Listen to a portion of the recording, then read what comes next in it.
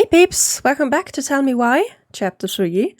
We just went to Sam with Alyson, found out that he wasn't our father, but we found out that the barn of the mother has top floor.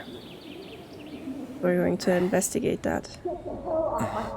Now, if you ever come back here, I'm going to kill you!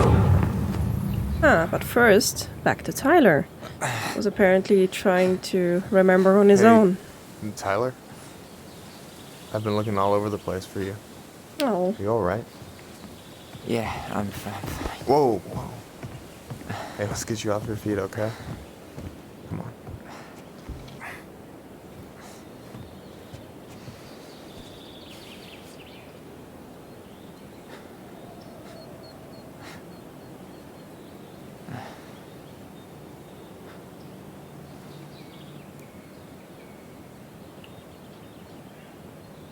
Listen, if you want to be alone, I'll go. But if there's anything you need to get off your chest, I won't snitch. You saw Alyson? How is she? Yeah. I went back to check on her this morning. She was in a pretty bad way. Whatever went on between you two, it wrecked her. Look, I don't want to drag you into this. Well, I'm already in it, and you look like hell, so... I just got a lot on my mind. Well, I know one thing that's good for that. As a wise man once said, fishing is the cure to the wounds of the heart. Yeah, figures that's gonna be a theme someone. Was that wise man you? Hey, like I said, I gotta write my own legacy. So, you in? I don't know. Come on, we're burning daylight. Let's go. Where are we gonna go? Why go anywhere when we have a perfectly frozen lake right here? Ice fishing in November? Yeah, it got cold way fast this year. Climate change. That shit's gonna kill us. But hey, fish first. You can walk behind me if you're afraid, though. Gonna kill fish first, You're or? actually serious. I am a very serious man, Tyler. Let's go. We still have to get everything out of the car. No, now we gotta go fishing. I mean, I like Michael, but can we not kill animals, please? Stage is set. It's showtime. Whenever you're well. ready. You sure you don't want to go? Nah. Look, no way I'm gonna rob you of your first catch in your own backyard. All right.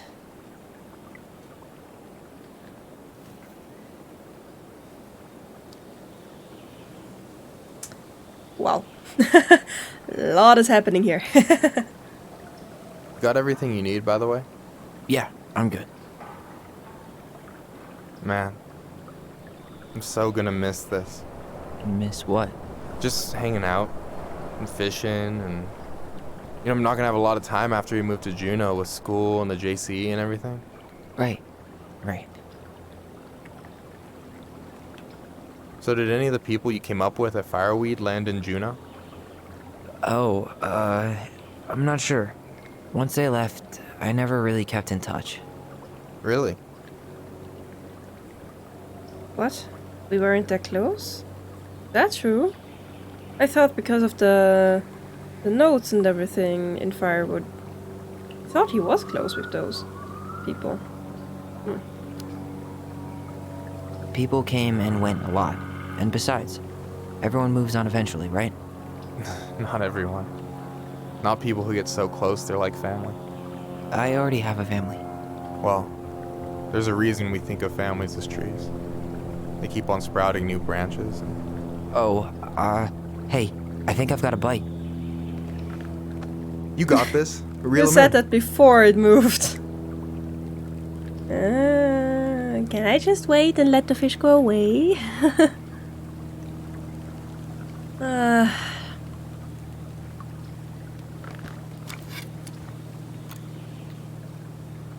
Come on, pull up on the rod. Can I just fuck this up? Intentionally? Maybe? I mean, it is a decision-making game, and I would like to decide that the fish could go away.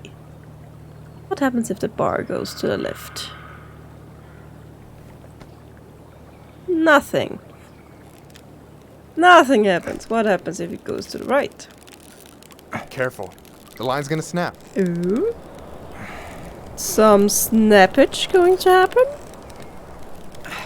No? I'm being forced to fish. Fine. I'll comply.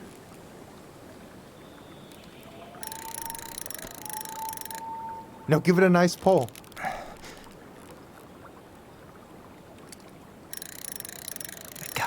I got it. Oh, poor fishy. Slippery little. Got it. Bravo. First of many. No. Pace yourself. It's a marathon, not a sprint. Thanks, Sensei. Oh, hey, did you want to make solid plans to hit the buzzard hole? The river might ice over soon, so we shouldn't wait too long. Yeah, sure. Sweet. I was planning to go Saturday. I'll pick you up on the way out. Cool. I'll set my alarm to ass crack of dawn. You got anything good in there? Maybe, but who says I'm willing to share? Okay, fine, be that way. Really? Dude. You have this whole fancy bag just for ice fishing? You don't mix and match. Ever. Jeez, you don't mess around, do you? Told you earlier. I'm a very serious man. All right, here we go. Okay, fine. Game wants me to complete this, and let's just do it and stop whining. Come on, Yes. pull up on the rod.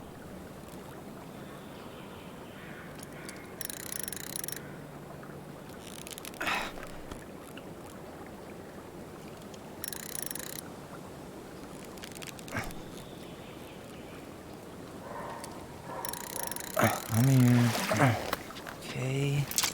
Okay. How about them apples? Nice job. So, you weren't all talk. Impressed? I only see 2 fish in my cooler. For now. So do you always drive around with an auger in your car? It's not how it looks. Okay, I swear. I was already planning on going ice fishing with the family this weekend. I made a mistake of forgetting the auger one, so we had nothing on hand but an ice chisel. That'll scar a man for life. Fair enough. So, what are you gonna make with what we catch? Hey, you got me figured out. Slice of fresh fish, topped with garlic, pesto, walnuts, just a drop of olive oil. Pure perfection. As my partner in crime, you're entitled to a cut. I would pass, but it's Tyler. It's not me. Works for me, partner. And we want him to get help, so. So, about last night. I don't know what Alyson said, but from my side, well, I thought we were on the same page. But it turns out we weren't. Hey, so don't tell her I told you, but last week your sister was almost unbearable. She was jumping up and down with excitement at you coming back. Really? You better believe it. Look, the last time you saw each other, you were kids. Just because things have changed doesn't mean you can't work it out. No, you're not too different. Stop saying that, you two. I know. It's probably my fault. I really pushed her last night. I just don't get why she always has to run away from everything. You blame her? Avoiding the problem doesn't make it go away. She's so fixated on selling the house. It's like she's trying to bury the past. All of it. Even the good parts. Look, I'm not picking sides here. Okay, but she's been murder house girl ever since it happened. Now she's got a chance to put it behind her and start fresh. Shit, I'd be pretty eager too.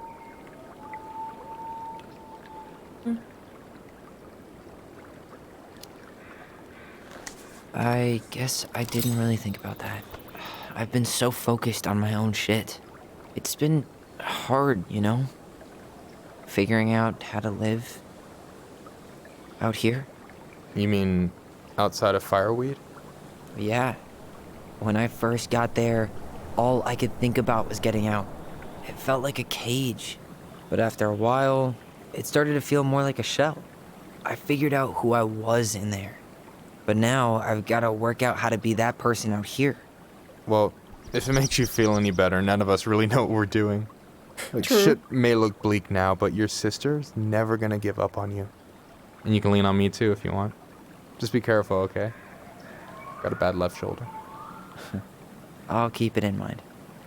Thanks for listening. Don't mention it. Don't you say anything. I got this. One more time then.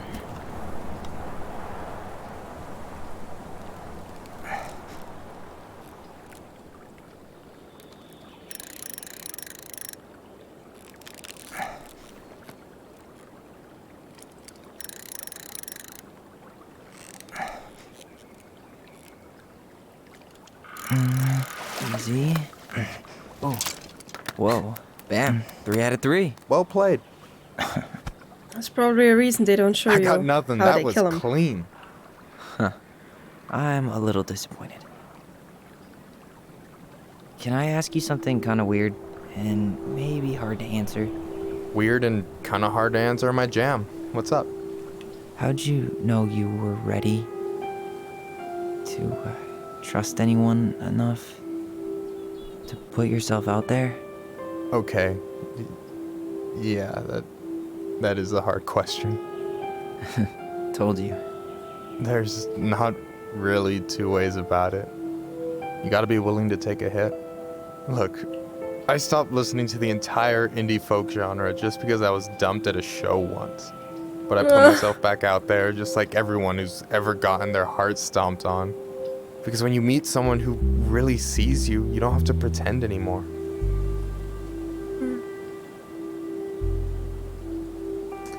I'm not gonna focus on their relationship because I think it's like something that should come after all of this, like after the events of the game, so I'm just gonna not press on that too much. I'm not against it, by Hard to all argue means. with that. It would be cute, And but you're still just interested saying. in being that someone? Even after all the shit that's happened? Hey, I've got baggage too. I think it's worth a chance. Don't you? Or we're doing it anyway. I'm not. I don't know what I I'm think doing. we're in total agreement here. Yeah? Yeah. I get this feeling like I could say or do anything with you, and it'd be cool. Oh. I feel safe. You are. Because your sister would kill me if I did you dirty. Yeah, she would. So, doesn't look like you're catching anything with that. You want me to show you how it's done? Go for it.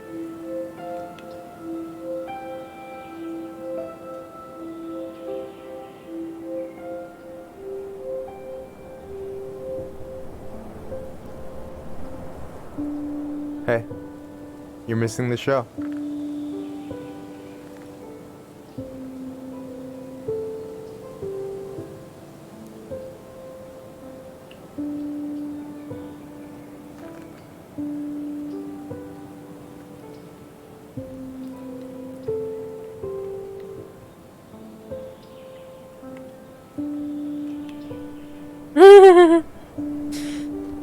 Well, we did start it.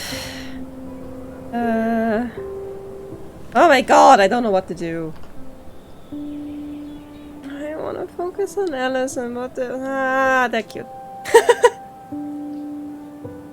No. You okay?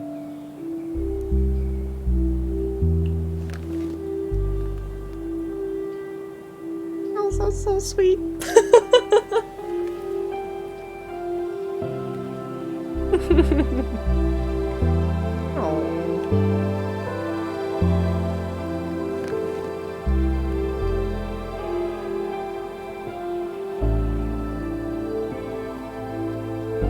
Okay, it was perfect. I take back all I said.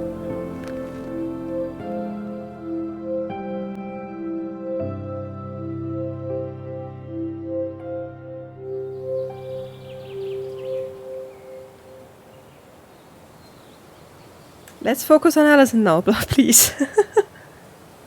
Get yourself together, guys. So, yeah. Yes, one way to put it. Hey, Allie. I think I'll just show myself out. Okay, call me later. You know I will.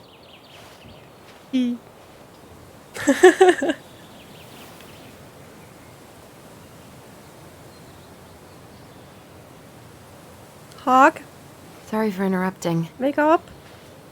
No, it's totally fine. We were done Hawk? anyway.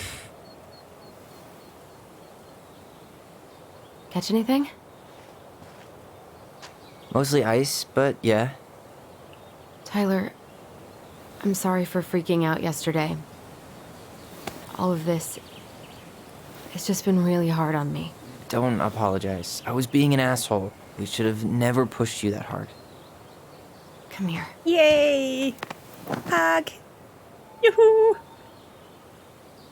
This makes me happy. God, why did I miss you so much? It's only been a day. I've been told I have that effect on people. You dum-dum. Okay, so I need to show you something. What? You're kind of weirding me out. Can we sit down for a sec?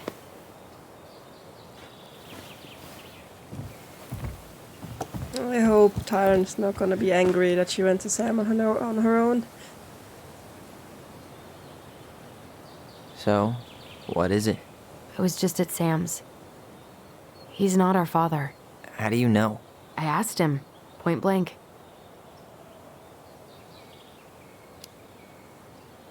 I'm not surprised. Burning down the barn didn't really seem like a Sam move. Yeah, I guess it was silly to suspect him in the first place. He'd never hurt Mary Ann's kids. There's something else. Look at this. This was taken in 1992 when Mary Ann first moved to Delos Crossing. See that ladder? Sam told me the barn has a loft. He helped her build it. Apparently she never told anyone about it. And it's still there? As far as he knows, yeah. What do you think? Should we give it a shot? Yeah. We've come this far. And a hidden loft? That's got secret shit written all over it. Let's go. It is exciting, but what is also exciting are fairy tales. So I hope you don't mind that I'm gonna read one or two. Let's read two. So we get these done in time for the chapter to end. So the next tale is about the pelican who forgives the goblins. Once upon a time, in a deep and ancient forest, there lived a pair of crafty goblins in a cave below a big wooden house. They lived with a wise princess, who shared as much food with them as she was able, but it was never quite enough. This left the goblins hungry, very hungry, always hungry.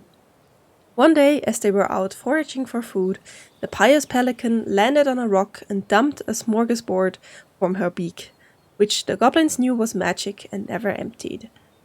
There were king crabs in red, blue, gold, and scarlet, veiny blue shrimp, pink shell scallops, oblong brown clams, purple spiny urchins, and even one prickly red sea cucumber.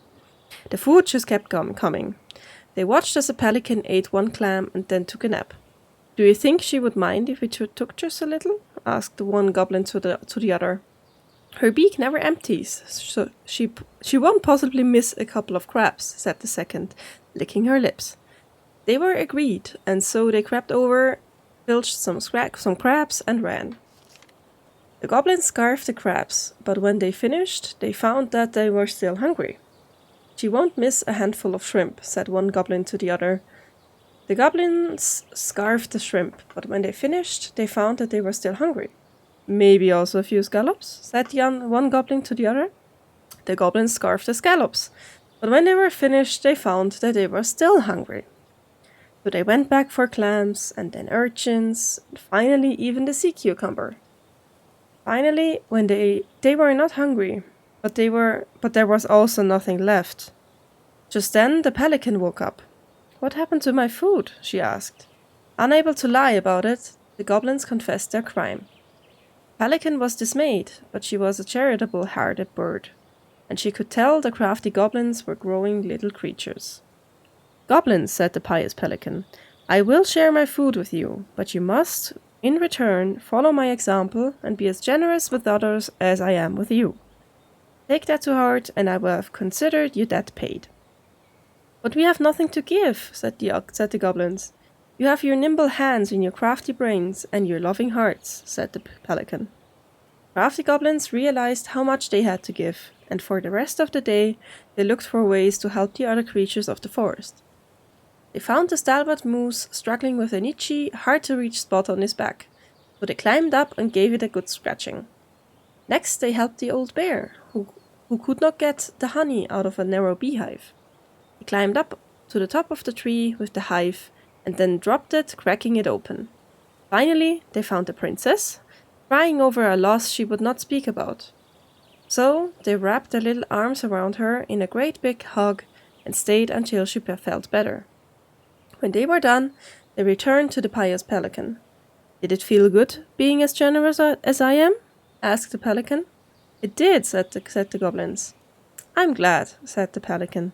"We all have problems that we can't solve on our own, but if everyone goes about with generosity in their hearts, then there is always someone on hand to help. But we all must commit to do so, or there may be no one there to help you when you need it." This made sense to the goblins, and they thanked the pious Pelican for their food and the lesson. Of course, by this time, they were hungry again, and that remained an ongoing problem until the day the stalwart moose taught them to fish. But that is another story. And that is how the pious Pelican forgave the crafty goblins and how she taught them charity. What a lovely little story. Let's look at another one. The goblins meet the ice troll. Once upon a time, in an ancient and deep forest, the crafty goblins were awake long after they should have been asleep. One goblin said to the other, "Let's go explore the forest." Now the goblins were not in the habit of exploring the forest late at night, and they did not know what they would find, but this did not scare them off. They crept out of their beds, bundled up, and went exploring. It was dark. The light of the moon was just enough to keep them from walking into trees, but they could not see more than 15 feet in front of them. Every time a twig snapped or branches rattled, they considered turning back, but they didn't. And so they had ventured far beyond the house into a part of the forest they were not familiar with. And when they realized the snapping of twigs and the rattling of branches had become steady, something was following them. They turned to run, but a hulking figure emerged from the darkness, sweeping them up with a giant hand and stuffing them into a burlap sack. The goblins wiggled and cried out, but the sack remained shut as their captor stomped through the forest, singing, "Whittle-diddle-dum, whittle-diddle-dee, in this bag's a meal for me." After a lot of thumping and thudding, the bag opened, and the goblins were dumped into a giant iron pot full of warming water. A huge troll stood overhead, grinning down at them through long, bushy, white eyebrows. "I am the ice troll, and you are my dinner." He ready to cook the goblins, singing, "Whittle-diddle-dum, dum-dee-dee, there's soon to be a soup for me." Finishing his ditty, he bent over to stoke the fire beneath the pot and let out a loud noise of pain, rubbing a spot on his back that always ached. The troll stood painfully and walked over to a stone shelf, where he began to chop potatoes. One of the goblins had an idea. She whispered to her brother, "Follow my lead." The goblin stretched out in the water, floating and letting out sighs of contentment. "Ah," said one of the goblins, "this is the most relaxed I've ever been. My body feels so good, I think I could run 100 miles without stopping," said the second. The troll peered at them. They weren't supposed to be happy about being in the cook pot, but they certainly looked like they were. "Troll," said the goblins, "if your back is hurting, you should try sitting in the water, just for a little bit, before it gets too hot." The troll stomped over. "But if I take you out, then you will escape, and there will be no soup for me." "Put us back in the sack," suggested the goblins, "then we can't run away." This made sense to the troll. The spot on his back that always ached was still bothering him, and the goblins couldn't go anywhere if they were trapped. So he stuffed the goblins back in the sack and climbed into the soup pot. He stretched out and let out a sigh of contentment. Meanwhile, the goblins threw themselves around in the sack until it began to swing. The troll was so relaxed he didn't even notice. The bag dropped onto the shelf where the troll had been chopping potatoes, and the goblins pushed it up against the edge of the troll's knife, sawing a hole. Then they made a break for it. The troll finally noticed what they were doing and roared out in anger, but he was so relaxed that when he tried to chase them, he tumbled out of the cookpot and into the flames, catching his bushy eyebrows on fire. Goblins ran and ran and ran as fast as they could through the ancient and deep forest, until they were back in their cave and safe in their beds. They vowed never to venture out in the ancient and deep forest late at night again, for they did not think they'd get so lucky as to trick the ice troll twice. And that is the story of how the crafty goblins met the ice troll and why they never did again. Cool.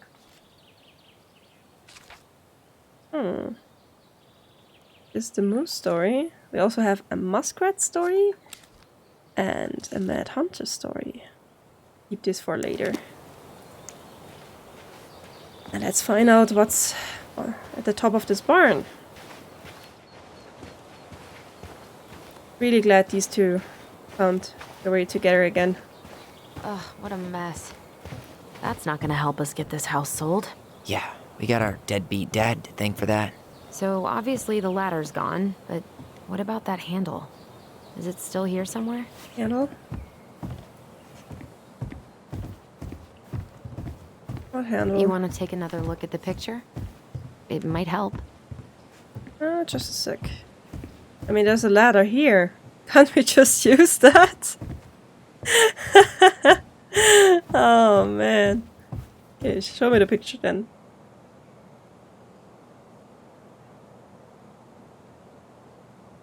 What do you mean, the handle? I mean, up here, yeah, but... We need to look at this first? What do you think is up there? I don't know. I'm trying not to speculate. My brain was going to some real dark places.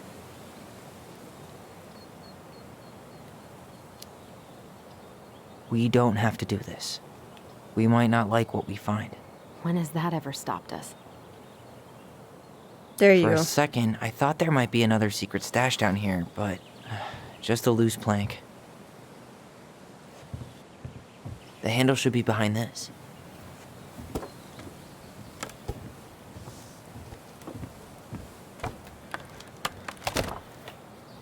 Oh! There it This is. handle. I see. I found this by accident.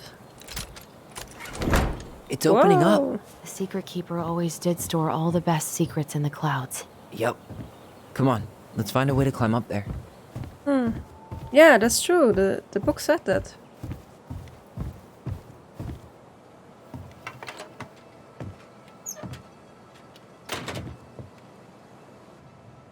Whoa.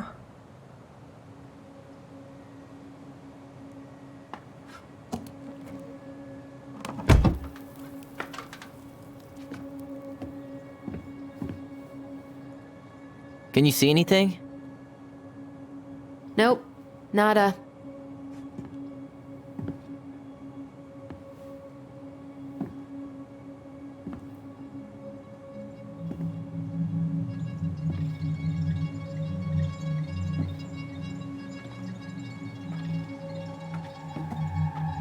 Here, found a switch.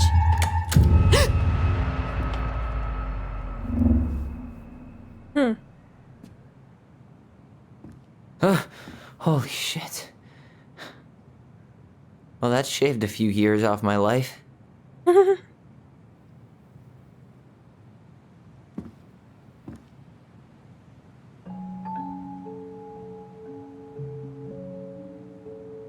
Wow.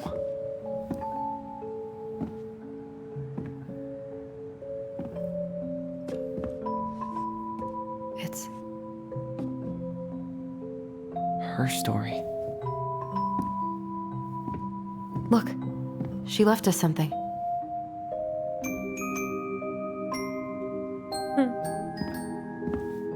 another riddle. It's got a combination lock with letters. Do you think she hid the code somewhere in all this? Knowing Mary Ann, probably. Well, you want to do this? Yeah, let's start here.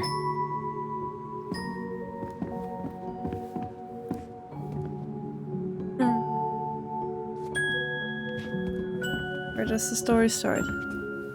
Here, once upon a time. Once upon a time, there was a young princess who felt hopeless. Recognize this? Yeah, it's from the story where the goblins tricked the Mad Hunter. It looks like it, but it's different, right? Can you check the book? Okay, guys, I think it's time to have a look at the last 3 stories. I know that that only the last one is, I think. Only the last one, or is it this one? Well, here Oh, it it's is. this one. Why do you think she changed the picture? I don't know. Maybe it's a message. Like, the differences between the two mean something. Something about Mary Ann, right? Since she's the princess? Yeah. Why don't we try to find them all and then see if it makes any sense? Okay. Let's compare.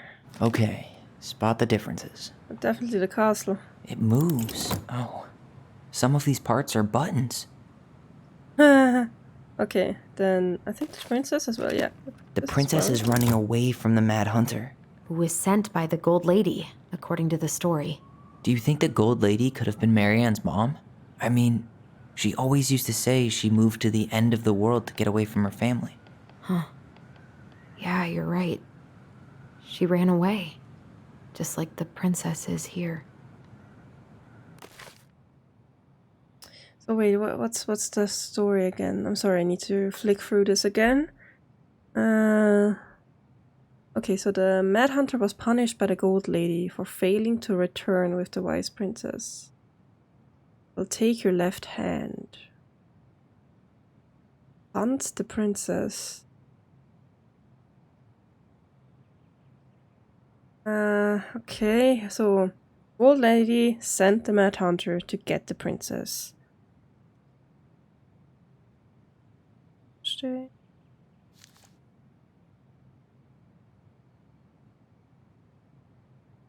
So the goblins distracted the Mad Hunter so the princess could flee. I think. And the Mad Hunter was then after them. Edge of the deep and icy lake. Oh yeah, and then they built a fake princess and dropped her into the water. And then he jumped after her, and then the moon hag grabbed him. Yes, I remember. Okay, so let's have to look at this picture. What's different as well? I think this bush is different. Huh. No goblins. Yeah. No goblins. Yeah. In the original, the goblins managed to save the princess from the Mad Hunter. So we saved Mary Ann from something, but not in this version? Okay, is there anything different up here? So we have the moon and 6 stars. The same. 2 stars on the left, 3 stars on the right. That's the same.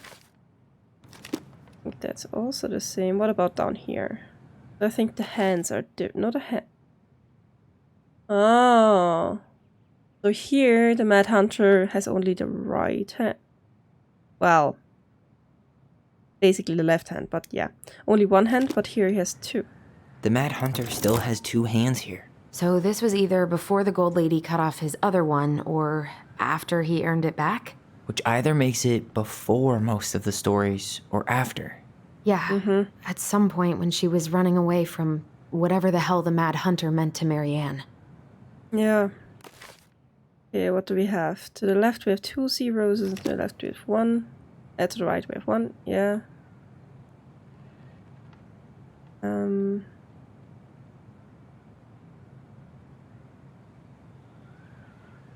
Got them all, but apparently not.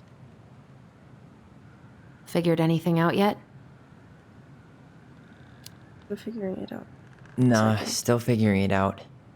Okay, we have the castle, we have the princess, we have the missing goblins, we have the 2 hands.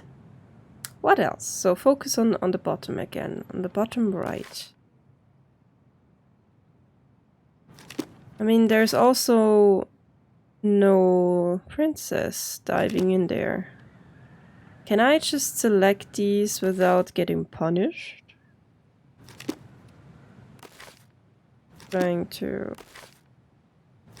I mean, what happens if I do this? Did she add that flower? Is that like a innocence lost kind of thing? Flower was here again. No. I'm really grasping at straws here. Yeah, that's not the best thing. What about Does him? his smile look different to you? No, it doesn't. No, it doesn't. Out here? Is there an extra star here? It's just a random star. No, it's 2 stars on the left, 3 stars No on special the right. meaning. Ah, maybe the title. It's not the same title, so I guess that counts as a difference. That's it. Yeah. What's in there? So cool. Pictures, letters. Have you ever seen any of these? All the pictures of Marianne I've ever seen were the ones hanging on the walls. Oh, the The gold lady. That was definitely her mom. So, did Marianne grow up kinda rich? Maybe. Would have been nice to have some of that. Oh, poor thing. Why would she keep an old drawing of a pet in here? My birdie Polly, I miss you forever. I can't believe she was a ballet dancer. Huh. Marianne. And a good one, too. God, that's so not her. You don't think so? I think she could have been a dancer. Did you know she studied engineering? No. But it looks like she changed her major to visual arts. I don't think she actually got it changed. The paper's not signed and it's all wrinkled. Like someone tried to throw it away. He wanted to change. Wow, I don't think I've ever seen a picture of her that young. I think that's her mom in the background. Oh. Did she? Wait. If she had a rich mom, I mean, ballet would kind of fit a rich background. So did Marianne really want to do ballet, or was she kind of forced? But she did want to change to visual arts. But that's not dancing, right? Okay, let's see. Marianne, I can't do this anymore. You deserve better than cliche bullshit like it's not you, it's me. But the truth is, it's all just been too much to deal with, and I've realized I'm just not ready. Maybe if you could have dealt with all of this on your own, but your mom constantly putting pressure on us, things could have been different. But the damage is done, and it's probably too late for that now. I'm so sorry, you're an amazing person, but you made me a better man. I hate myself for doing this, but I feel like we'll both be better off apart. There I go with the cliches again. Please don't ever stop being who you are. Here, but I'm gone. Brent. Could this guy have been any more cryptic? You think the guy with her is Brent? From the letter? I would guess so. This be the father? Tyler, see that little light? I think we need to solve this one next. Okay. Her cruel parents kept her locked away in their musty palace. There's the gold lady again. She's all over the board. There was a figure of her in that stash by the Mad Hunter painting, right? Oh, yeah. Mm-hmm. So maybe all of this is related to what we found in there.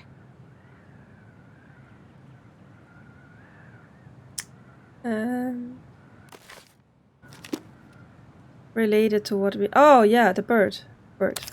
Okay, so she Hey, had a I can bird. move the piece next to the gold lady. All these pictures. They look like images from Marianne's life before Delos, don't they? Well, Yeah. some of them do anyway. Maybe that's it then. We need to figure out which ones are real? Yeah, aren't you? The princess dancing, playing violin, spinning wool. I guess this is stuff she did for fun? Notice how unhappy she looks in all these pictures?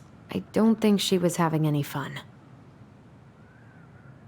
Okay, so here we have a scales or maybe a law or something. Then here we have money. So like business or something. Here we have medicine, and here we have engineering, I guess. The wise princess looks like she's trying to run away. And she's being watched by the gold lady. And the guy, I think this is about, is this about Brent? We have a knight. We have a, what is this? Is this a smith? Or a lumberjack or something? And here we have an artist.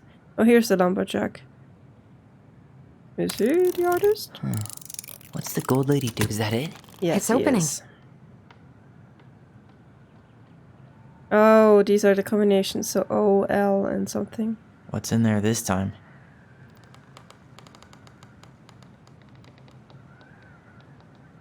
It's the house in Delos. Is that Carol? Yeah, and Sam. Look at him. He's so young and happy. Wow.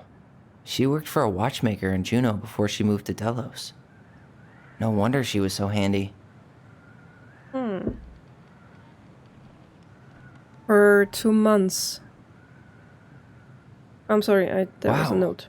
She worked for a watchmaker in Juneau before she moved to Delos. Here is my Delos No crossing. wonder she was so handy. L's number. There you go. Thank you. I let him know you were interested in the house he's selling, Tammy. Oh, so that's how she found the house.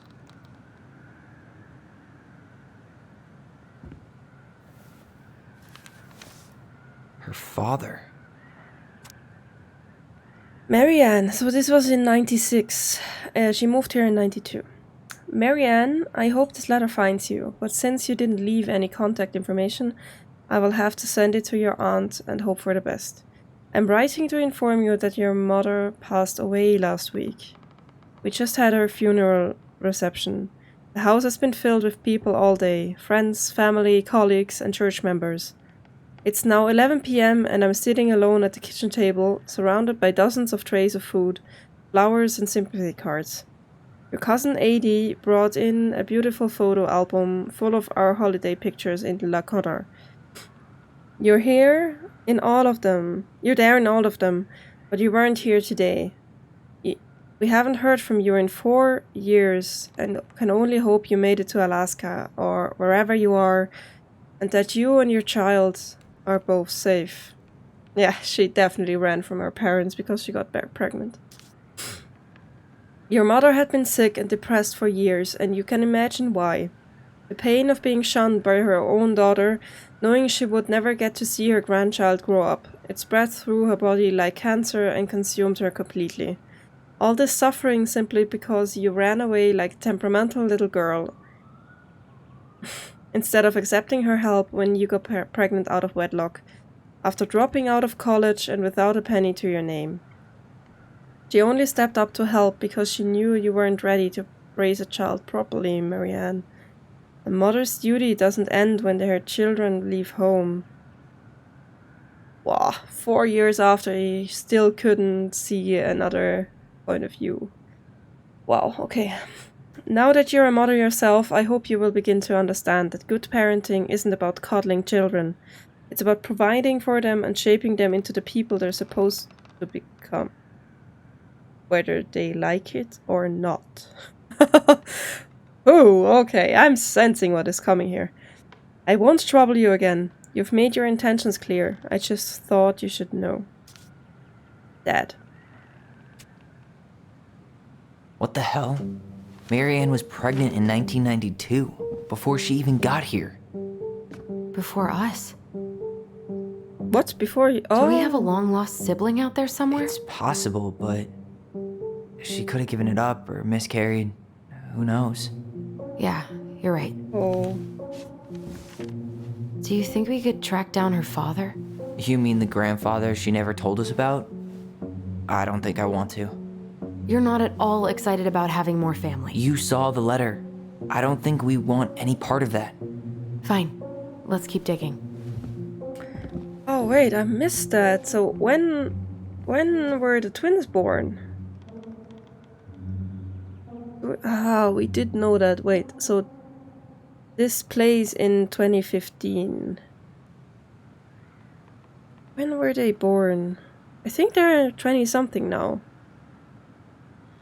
Weren't they born in the 90s as well? Ah, forgot about that. Let's go on.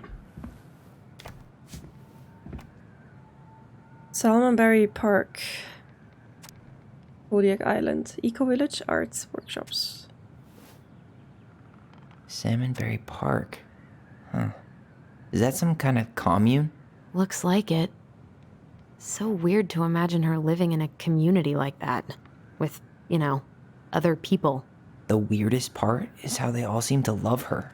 Where was prom queen Mary Ann when the whole town was turning on us? From the good people of Salmonberry Park, Kodiak Island, June 92. Don't be a stranger, keep on looking for those answers to the questions in your head which you're blind. Smiley face. From Shelley. We miss you already, Saul and Bronwyn. Sorry we're losing you to modern civilization. We'll miss your positive attitude and your adventurous spirit. Also, your wild edibles picking skills, haha. Pretty Marcus. Bon voyage, Marianne. From Rick. Marianne, you had the warmest, most beautiful aura, and I know you'll keep on shining wherever you land. Peace and blessings, Dorita. Thanks for being our little ray of sunshine. Godspeed, Cabot and Watty. I like your pictures, love Kamala.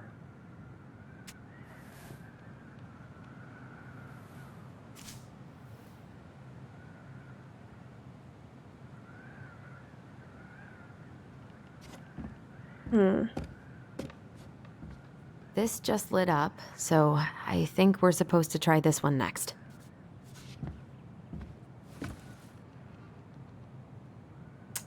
One day, she took her tiara and ran away to the forest. What's this? Some sort of map?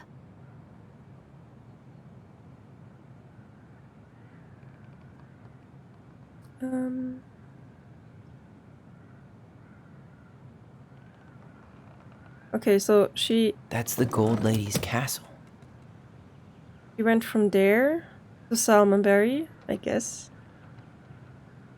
What's that plant thing on top? Oh, those are definitely salmonberry flowers. Hey, that degree in outdoor studies is paying off. And from there, she went to Juneau to work in this watch factory. Some sort of clock? And then she got wind of the house. This is the princess's house. And then she got to know all the people in Delos Crossing. This looks like a dinner party with the old bear and the very old beaver. Yes. What's in there? Another letter? The princess's loss. Is this from the Book of Goblins? Not that I know of. Well, sure looks like it could be. The princess's loss. Once upon a time, in an ancient and deep forest, there lived a wise princess in a big wooden house. She had made it through the woods and to the house with nothing left but the clothes on her back and a single item from her old life. A splendid tiara. She lost almost everything in her desperate flight from the mad hunter. The trees tore the rucksack from her back and shredded her dress and left a pattern of red welts on her skin. But through it all, she clutched the tiara close to her chest, fearing any misstep could cause it to fall from her arms and break. The tiara had its own spot in the big wooden house, a pillow near the window, where sun would catch on its surface to shine and wink. The princess could stare for hours at the tiara, marveling in its beauty and running her thumb down its curves. Every morning she would wake and she would tend to it, polishing its every surface to be sure it shone as brightly as it possibly could. Then she would pluck it up, place it upon her head, and walk the woods, feeling somehow more complete. Because what, after all, was a princess without a crown? Every night she would place it upon its pillow, give it a quick kiss, and go to bed. On her way, she would pause and glance back to be sure it was still there. She hated to be separated from it, but she knew it was safest on the pillow while she slept. One night, the princess woke in a raging storm. The wind howled against the walls, rattling the windows in their panes. Fearing a gust might burst open a window and blow the tiara to the ground, she plucked it from its pillow and brought it to bed with her. All through the night, she held the tiara close, and in the morning she woke to find herself still cradling it. The storm had passed, and the princess relaxed. That day was the same as any other, though she perhaps gave the tiara even more thorough cleaning, grateful as she was that nothing had gone wrong. That night she placed the tiara upon its pillow, gave it a quick kiss, and went to bed, pausing on her way to be sure it was still there. In the morning she woke and sensed immediately that something was wrong. In the living room the tiara lay upon the ground, broken, dull, and faded. Nothing else in the room had changed. The pillow was exactly where she had left it. The window was closed. There had been no storm, no wind, no sign that anything at all could have gone amiss. Only the broken tiara, mute upon the ground.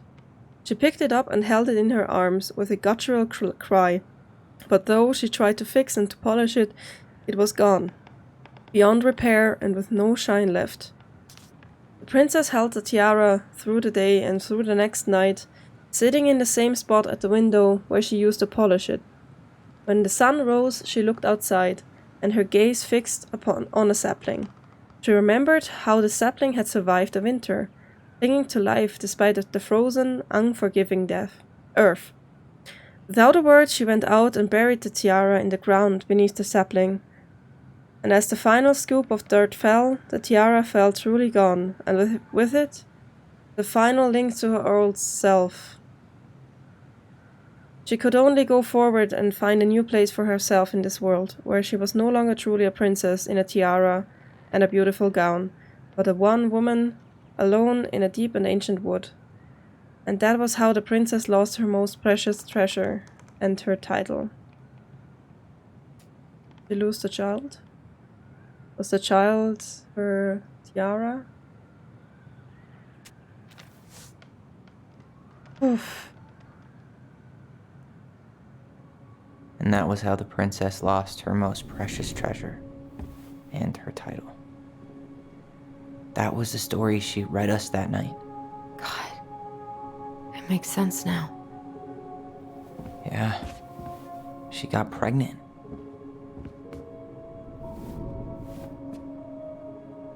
And she ran away to start a new life.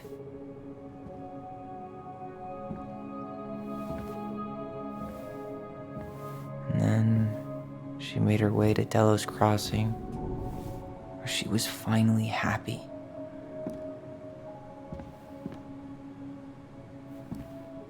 But then the baby died.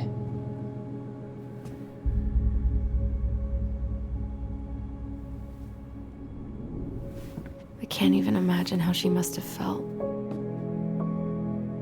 She left everything behind, built a whole new life for him. And then he was just gone. I guess having us helped her move on. But when it looked like we were gonna be taken away, she snapped.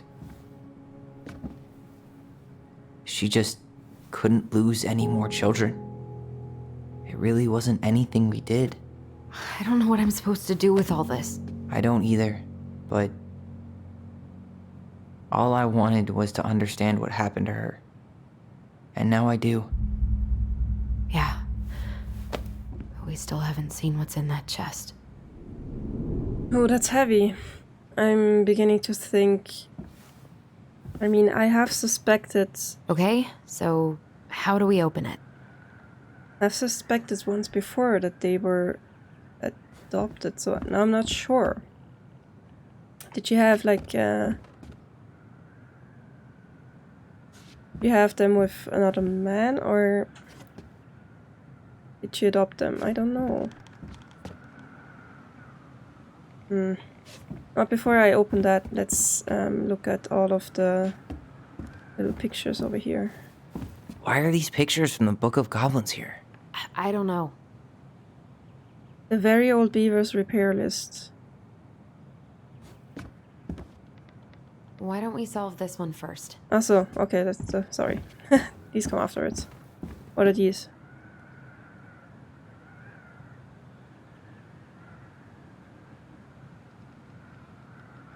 Maybe another puzzle. Okay, let's do this. Alright, should be easy enough. Oh, sorry. I need to check what it is first. It's O, L, and E. Olay. Alright, should be easy enough. Wait, is it red, orange? No, it isn't. It's L-E-O. Leo.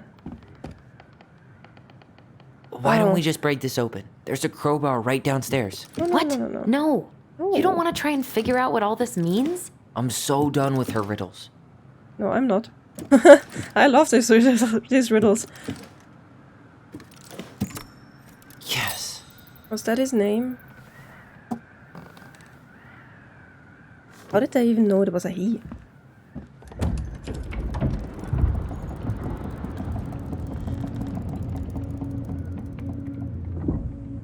Whoa.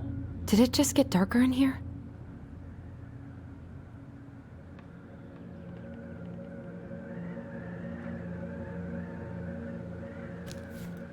Ollie. She noticed. Dear That was her Alyson, son.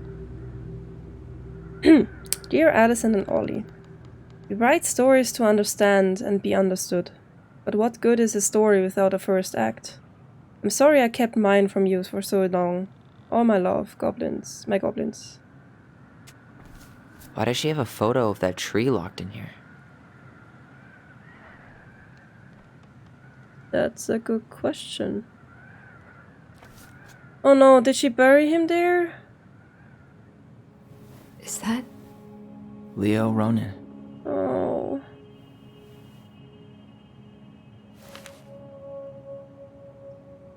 Why didn't she tell us about him? Why didn't she tell us any of this? I mean, it's fucking terrible. That's why. Allie, did we do the right thing opening this? We did. It's better we know what happened, even if Yeah. it's hard. Yeah, of course it is. There's one more thing we need to see. Are you sure? Yes.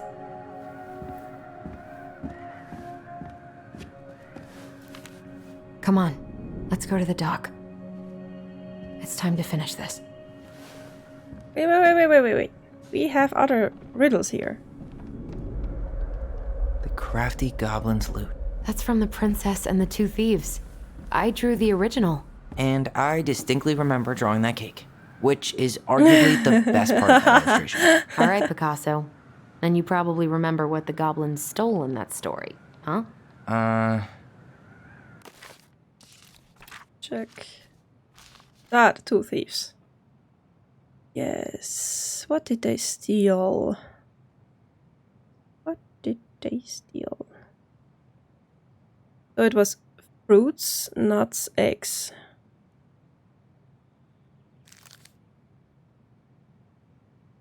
Fruits, nuts, eggs. Spoons and plates, forks and knives and blankets. Okay.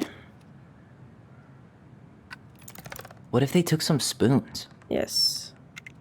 Fruit. Maybe they took some of the princess's fruit?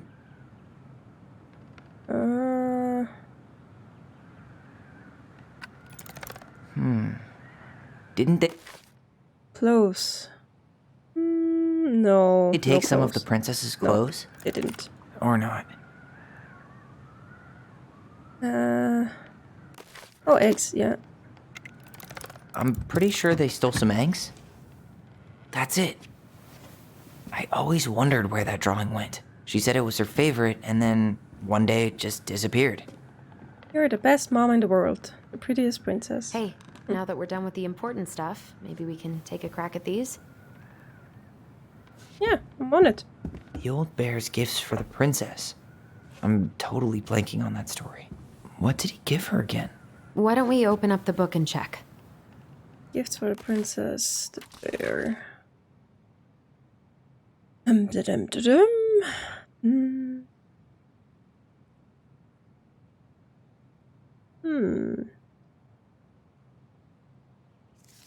won't eat you. Gifts, here.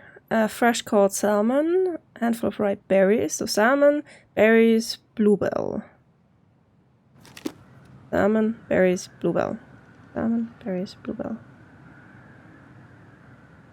Salmon, berries, bluebell. Some roses, maybe? Nope. Maybe not. Huh. Fresh caught Yes. salmon? Yes.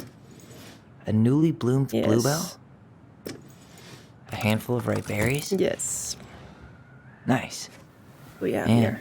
he had it bad. Just couldn't let go. Sorry for the note under the door like a prison inmate.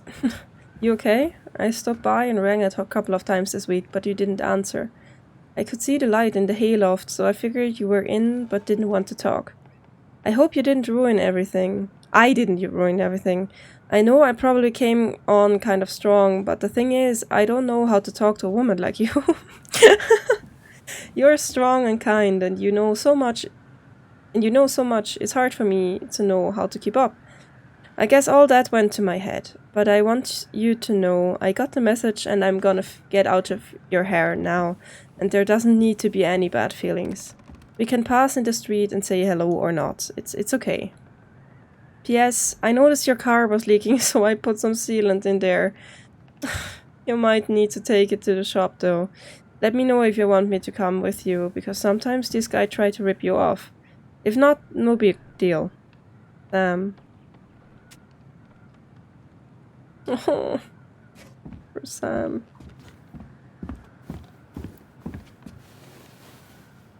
Crafty goblins' good deeds. Of course.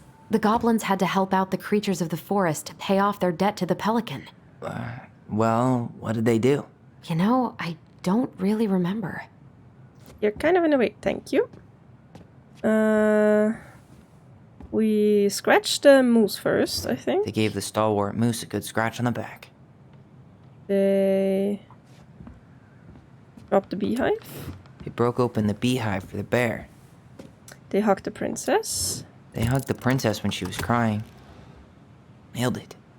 Isn't there a fourth one? Our lives would have been so different if their friendship hadn't gone to shit.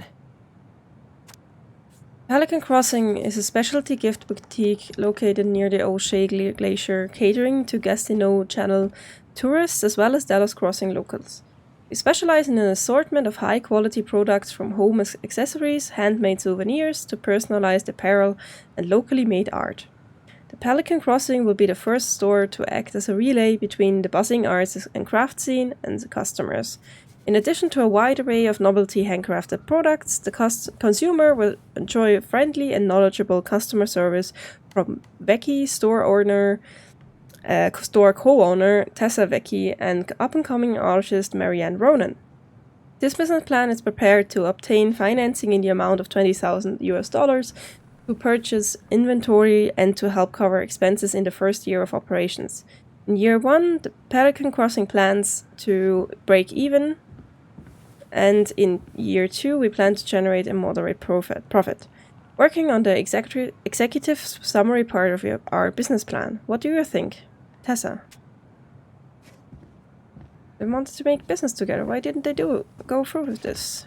The very old beaver's repair list. That's the story where the princess's house gets damaged by a storm and the animals help her fix it. Yeah. Yeah. Sorry. What did they do to fix it again? Here. What will I do? So if I want to help the roof, I could throw my body against it, said the old bear. Bent in the other direction. That's not good. More precision. Doom. Easy fix. Writing the post with loud slaps of tears. So the post, the shingles, the walls. Yeah, the shingles, the walls, and the post. I think. The shingles. She fixed the roof shingles. And the walls. She fixed the planks that were blown off the walls. And the post. She slapped the post with... All right. What do we have here? That must have been rough on Eddie. Yeah, he doesn't really like to talk about her. Dear Marianne, you cover your ears every time I try to have this conversation with you, so I thought I'd have a better chance doing this in a letter. I know you don't like saying goodbye, so I'll keep my melancholic rambling short and sweet. I want to thank you with all my heart for taking care of me for these past few months. I can't even imagine how exhausting it must have been for you to look after a sick old lady when you also have 2 small children at home. I know you want me to keep fighting this disease and hoping for a recovery, but it's always been a great strength of mine to know when it's time to let go, and that time has come. I'd like to ask you for one last favor. Please take care of Eddie after I'm gone. My poor boy puts on a brave front ever since his father died, but I know he's in pain. I would be so much more at peace knowing he still has family. Maybe he could teach the kids how to fish. He loves spending time with them. Thank you for the warmth and the peace you brought to my life. Give the kids a kiss from me, will you? Oh.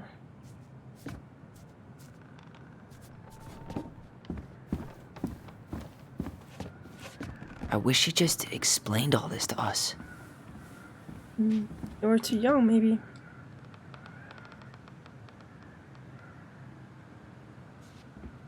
What's this then? There you go, stalwart moose. Oh, I can put down the collectibles. We'll let the mangy muskrat have his rock back. Oh, that's great. Back in your pond, big frog. Gold lady stays locked up in her castle. Here, the secret keeper, hiding secrets in the clouds. I guess I didn't get all of them. Yeah, that was to be expected, to be honest. How about here? Moon hag's gotta be imprisoned in her lake. Crafty goblins go here. That's the pious pelican spot. The wise princess goes in the big wooden house, of course. So I don't have the Mad Hunter. What is this? A lumberjack? Or is this the beaver? Maybe it's the beaver. Didn't get the beaver, apparently. Didn't get the bear. Oh, maybe I could have gotten the bear at Sam's place. Maybe I haven't looked hard enough. And here, is that the Ice King? I mean, not many are missing. That's fair. Now I really want to find out. Let me have a look at this picture again. So it's between these trees and the rock. Yeah. That must be where he's buried. That's what I was thinking.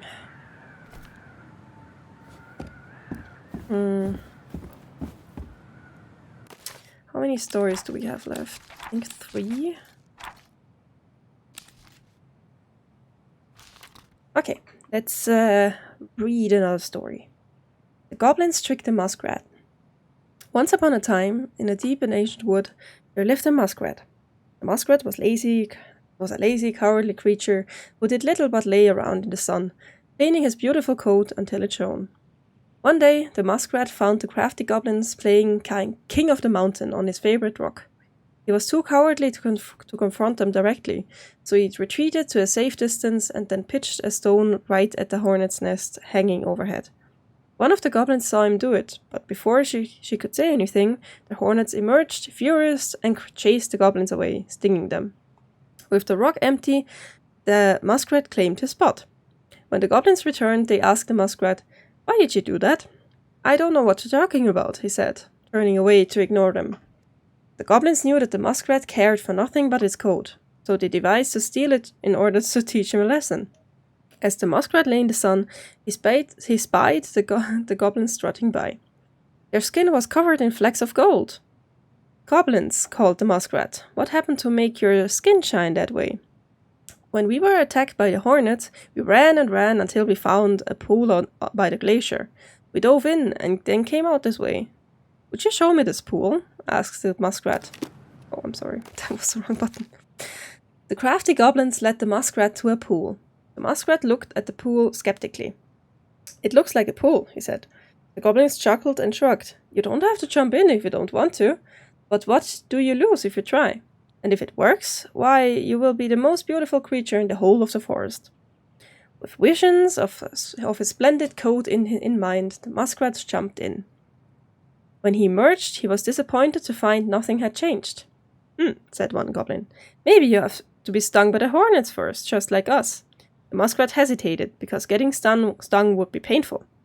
Seeing his hesitation, the goblin added, "If it works, you will be the most beautiful creature in the whole of the forest." The muskrat decided it was worth it, so he returned to the hornet's nest and pitched a stone right at it. The hornets emerged, even more furious this time. They chased the muskrat, stinging him repeatedly until he jumped into the magic pool. The muskrat was disappointed to find that, once again, nothing had changed.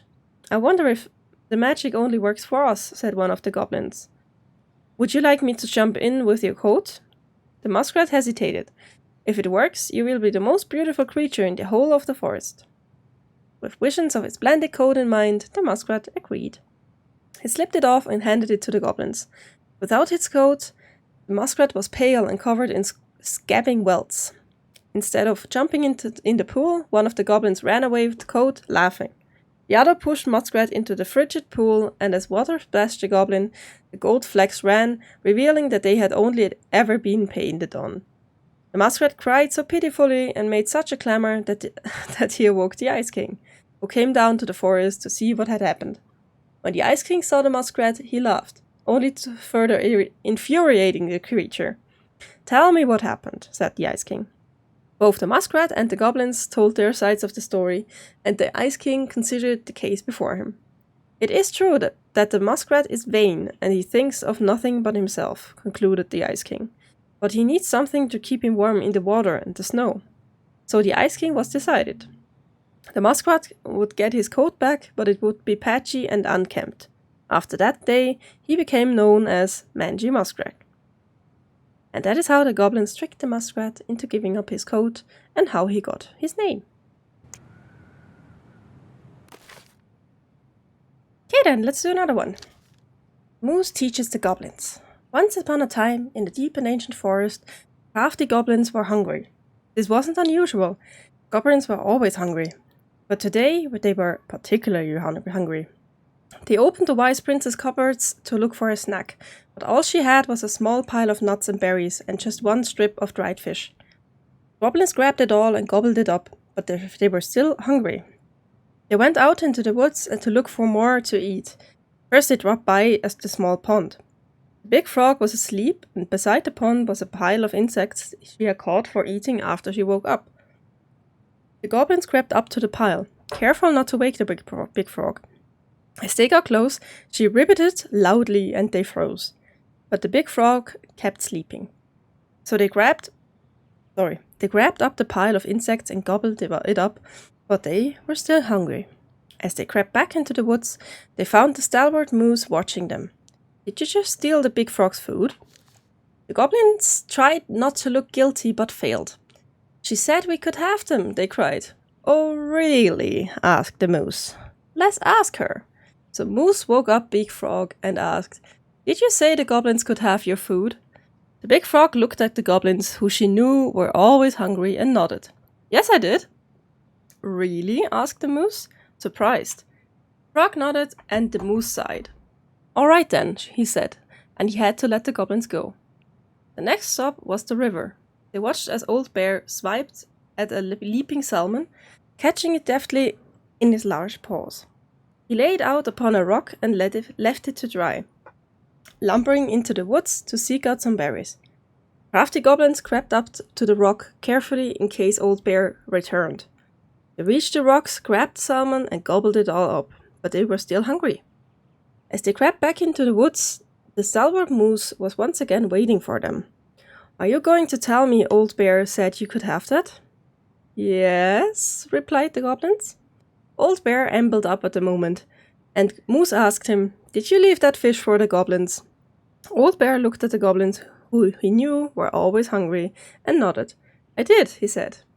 "Really?" asked the Moose. "Really," said the Old Bear. After Moose left, Old Bear said to the goblins, "Be sure to tell the princess I was kind to you, and don't steal my fish again." The goblins, still hungry, went out looking for one more meal. They crept up to the mangy muskrat's lodge and began to climb inside when they were dragged right back out.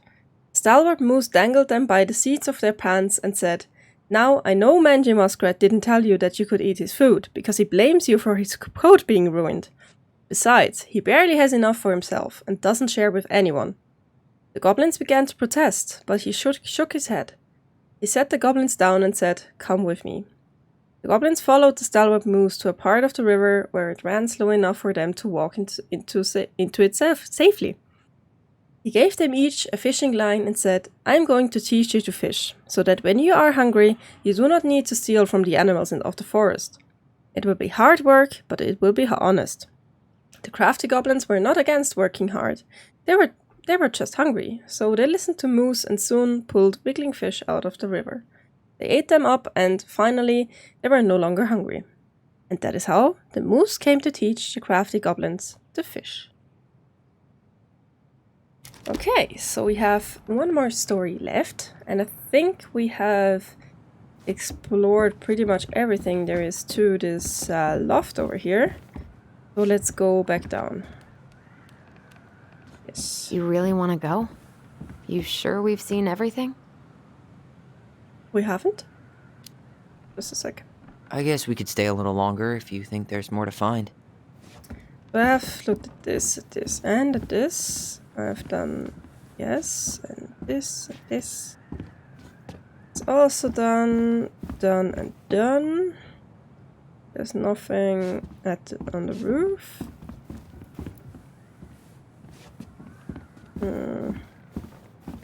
Yeah, I think I've seen everything.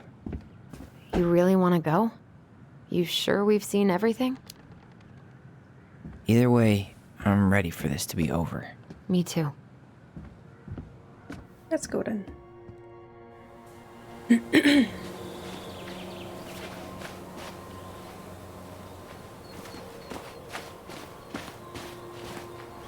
Wait, where were the two trees then and the stone? Are we going there? Yeah, I think it was down here. Yeah, it was here.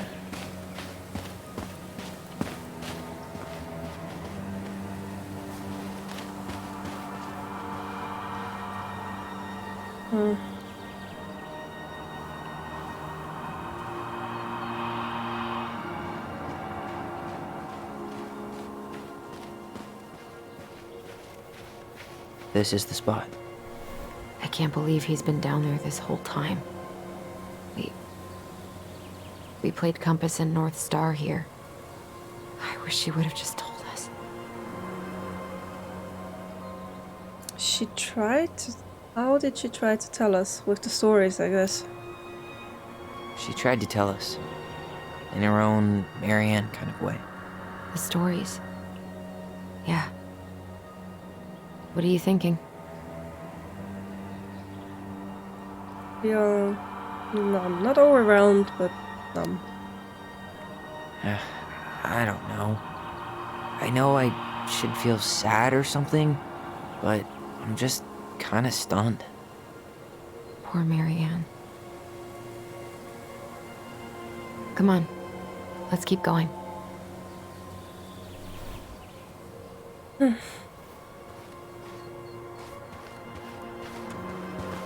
It's time for us to figure out who Marianne was arguing with on the dock.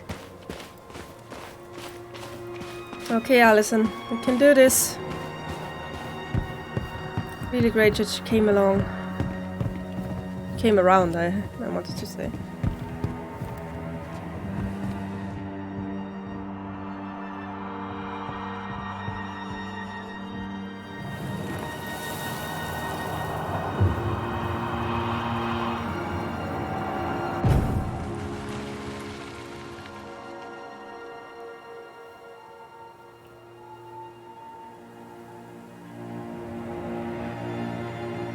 almost.